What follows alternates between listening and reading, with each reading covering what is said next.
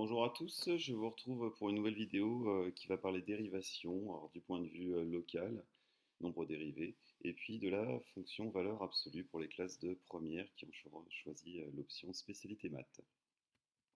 Donc on va déjà voir la définition du taux de variation et aussi du nombre dérivé.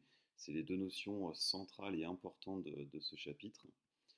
Donc si on se prend une fonction f qui va être définie sur un intervalle i, on aura c qui sera sa représentation graphique dans un repère du plan. On se prend aussi deux nombres réels a et b qui sont sur l'intervalle i, a un point de c qui a son abscisse a et puis b le point de notre courbe qui a comme abscisse b.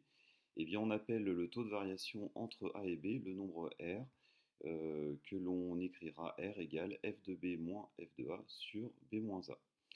Et ce nombre-là, il a une particularité, c'est la pente de la droite AB qui coupe C et qui passe par les points A et B. Alors graphiquement, si j'illustre ça avec une partie de courbe qui était représentée ici en orange, eh bien mon nombre R ici, ça serait la pente de la droite grise qui est entre les points A et les points B. Donc voilà, bien une formule à bien savoir par cœur, f de B moins f de A sur B moins A, la pente de cette droite-là. Maintenant, on va faire un petit peu la même chose, mais au lieu de définir deux points A et B, on va en définir qu'un seul, un, et on aura un point M qui sera mobile, et on va s'y prendre un petit peu différemment du coup. On va se prendre un réel H non nul, tel que A plus H appartienne forcément à notre intervalle, l'intervalle de notre courbe sur lequel elle est tracée.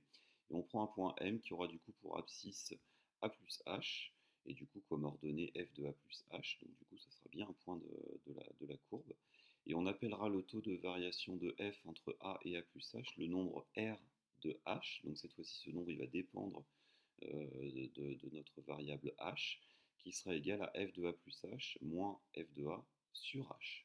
Donc en fait, on applique exactement la même formule qu'avant, mais aux deux points d'abscisse A et d'abscisse A plus H, et ça nous donne cette formule-là, f de A plus H moins f de A sur H. Ce nombre est toujours du coup la pente de la droite AM, qui est séquente à M et qui passe par le point A et le point M, comme je vous l'ai mis ici sur ce petit graphique-là. L'intérêt en fait de ça, c'est qu'on va pouvoir varier un petit peu la position du point M sur notre courbe. Et nous, ce qui va nous intéresser, en fait, ça va être quand le point M va se rapprocher de A euh, de façon infiniment proche. Je vais montrer ça un petit peu avec une animation GeoGebra. Donc cette animation, elle est disponible sur le site internet, il n'y a pas de souci. Donc j'ai repris une courbe que j'ai dessinée avec GeoGebra. Du coup, on a notre point A qui est fixe et notre point M que je peux faire varier. Et ma droite, et j'ai la pente, hein, comme ça qui va s'afficher. Et nous, pour notre nombre dérivé, en fait, ce qu'on va faire, c'est qu'on va imaginer que le point M se rapproche infiniment de A.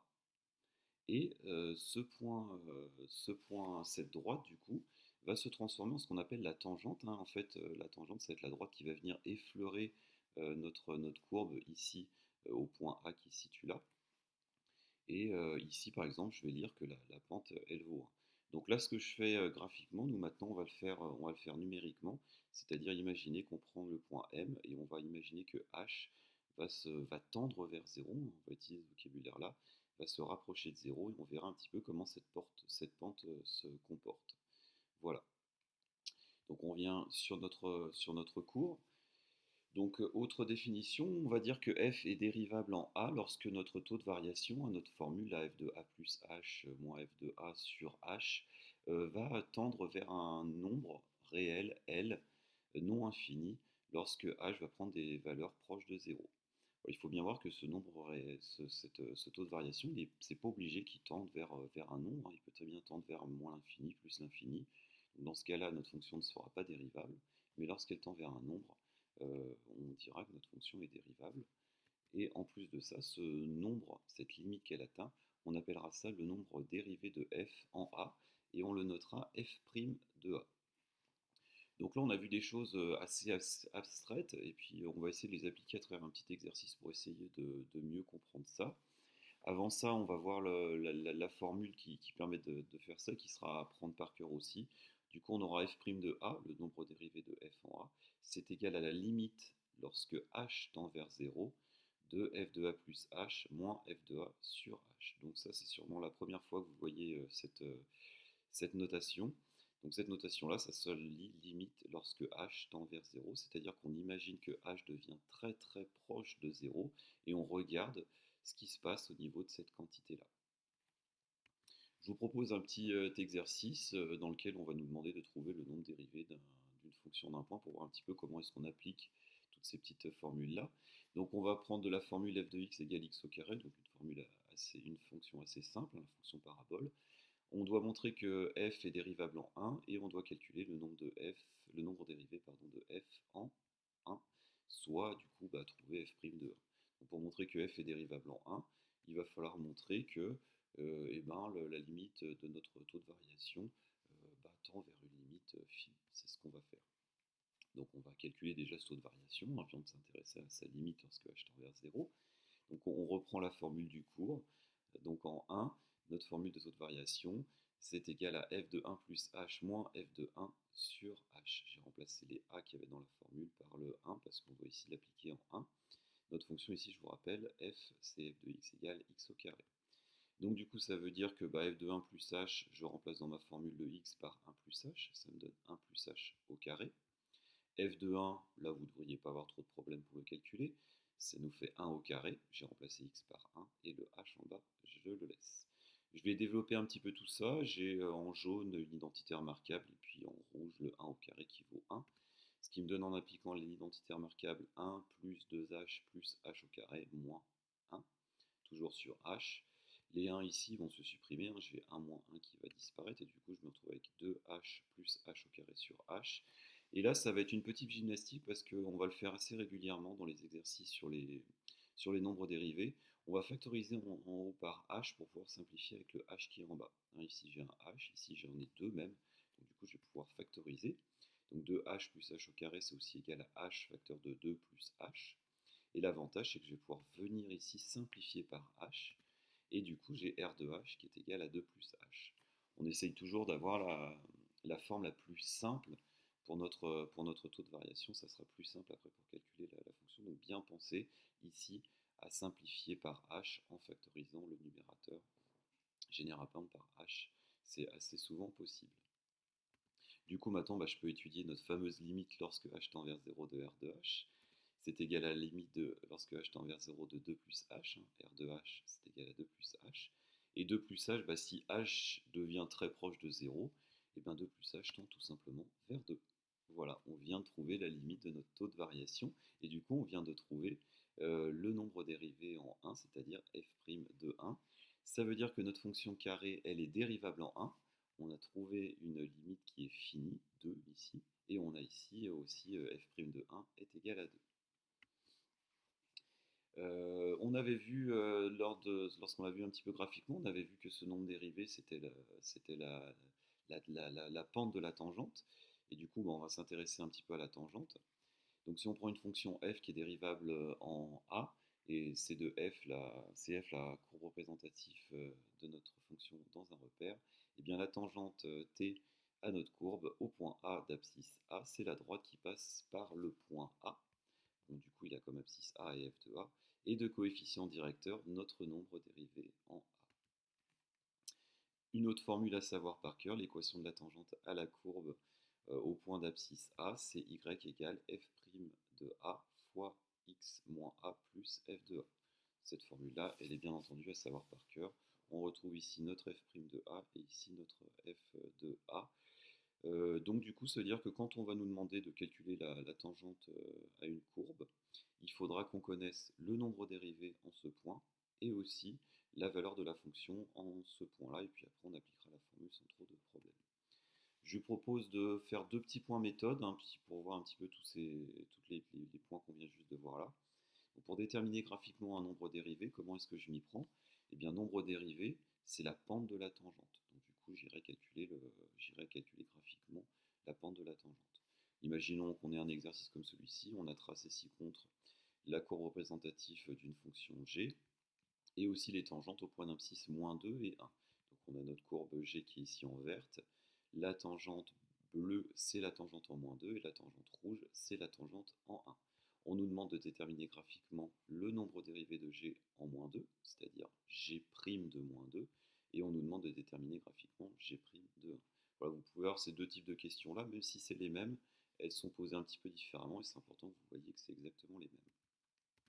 Pour la première question, comme je l'ai dit, le nombre dérivé de g en moins 2, c'est g' de moins 2. Du coup, c'est la pente de la tangente au point d'abscisse moins 2, c'est-à-dire en ce point-là. Donc je vais aller calculer la tangente, la pente de la tangente. Donc je vais prendre 2 points sur cette droite-là qui sont à des intersections avec le quadrillage. Et je vais calculer les déplacements. Donc ici, moi, je pris ces 2 points-là. Et je calcule un déplacement ici horizontal. Et j'arrive à rejoindre la courbe à un croisement de quadrillage avec un déplacement de plus 2 horizontal.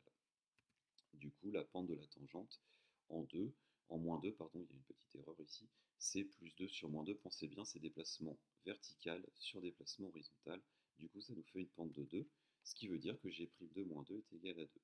Donc on a appris à le faire algébriquement avec du calcul, et maintenant on a appris à le faire aussi graphiquement. On va le réappliquer ici en 1. Donc toujours pareil, g' de 1, c'est la pente de la tangente au point d'abscisse 1, c'est-à-dire ce point-là. Et je vais venir calculer la pente de la tangente en ce point-là. Donc je vous propose ici d'aller entre ces deux points qui sont des croisements entre notre droite et le quadrillage.